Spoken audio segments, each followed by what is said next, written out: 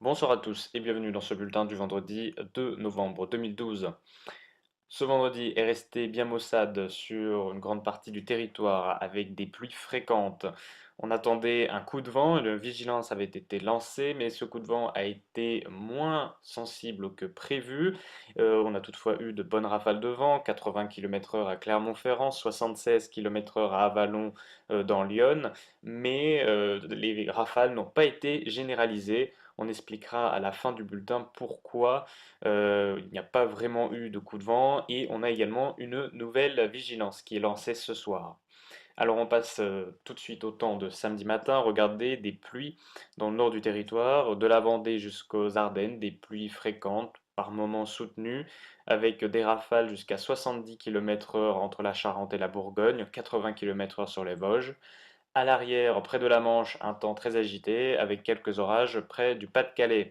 À l'avant, un ciel voilé dans le sud du pays, même grand soleil près des Alpes, mais des entrées maritimes près du Languedoc et quelques averses localement près des Pyrénées.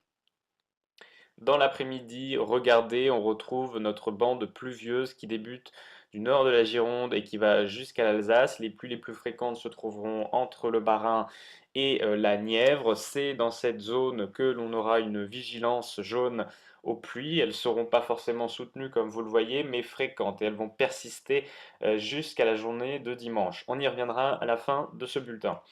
À l'arrière, également quelques averses, mais du soleil qui tend à revenir. Les averses sont plus fréquentes, comme vous pouvez le voir près du Cotentin et près du Finistère. Sur le sud du pays, globalement du soleil, sauf si vous vous trouvez près de la Provence, et oui, une fois n'est pas coutume, ainsi qu'en Corse avec un temps bien nuageux. Pareil de l'autre côté, entre Biarritz et Bordeaux, globalement, un ciel très nuageux là aussi. On passe aux températures de samedi matin. Regardez-les, on débute de 4 degrés sur Charleville-Mézières et Bruxelles et on va jusqu'à 13 degrés sur Biarritz. On passe par 8 degrés sur la capitale, 9 à Clermont-Ferrand, 10 pour Nice ou Perpignan. Et puis dans l'après-midi, ces températures n'évoluent guère comparé au matin. Regardez par exemple, eh bien en Champagne, on n'aura pas beaucoup gagné de degrés. On aura par exemple 7 degrés le matin à Langres, et bien que 11 l'après-midi, ça ne fait pas beaucoup. 9 degrés le matin à Auxerre, 11 l'après-midi également, on gagne à peine 2 degrés. Donc une amplitude thermique très faible. On aura 14 degrés à Strasbourg, 16 degrés à Clermont-Ferrand, 17 à Lyon, 18 pour Nice, 19 à Marseille, c'est la maximale.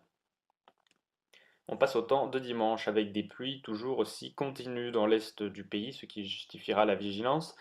Globalement, ces pluies seront plus fréquentes entre l'Alsace et la Provence, pas forcément très soutenues, mais fréquentes. Et puis plus on s'éloignera vers l'ouest, plus le risque de pluie sera faible. Vous pouvez voir même de belles éclaircies entre la Gironde et la Haute-Normandie. Attention près des côtes de la Manche ainsi que sur la Bretagne, on aura éventuellement quelques averses orageuses. Un vent assez soutenu près du Pas-de-Calais, 90 km/h, ainsi qu'en Corse, 80 km/h. On aura un risque de neige dans les Alpes, mais à très haute altitude. Les températures n'évoluent pas beaucoup.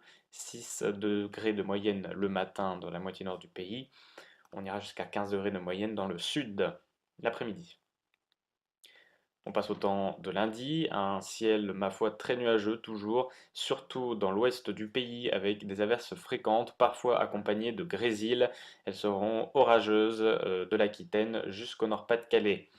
À l'avant, sur les deux tiers du territoire, donc un ciel très nuageux, je le disais, avec quelques averses, des rafales jusqu'à 50 km/h à l'intérieur des terres.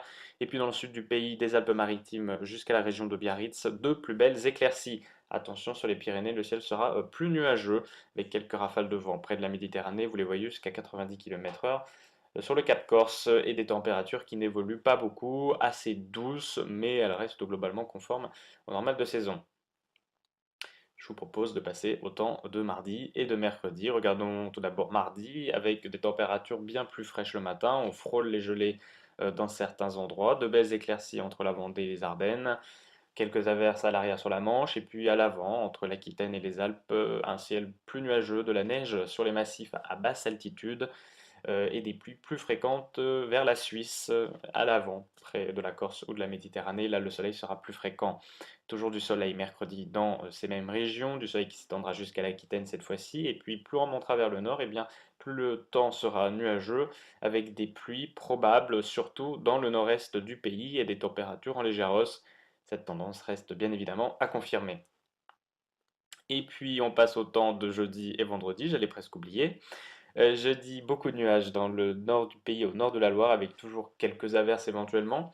Et puis dans les régions centrales, jusque vers la région lyonnaise, là, un ciel qui laissera désirer, avec quelques brouillards qui risquent d'être tenaces le matin, faute à la hausse du champ de pression, donc un temps anticyclonique, mais qui risque bien de nous apporter quelques grisailles. C'est la même chose vendredi, avec des brouillards qui risquent de persister, surtout dans le Val de Saône. Comme vous voyez sur ces cartes, globalement, on aura du soleil tout de même dans le sud du pays, avec de belles éclaircies et donc des températures qui sont en baisse et des gelées matinales qui pourraient survenir. Eh bien, par exemple, vendredi, ça reste à confirmer. Vous voyez, l'indice de confiance n'est pas très bon.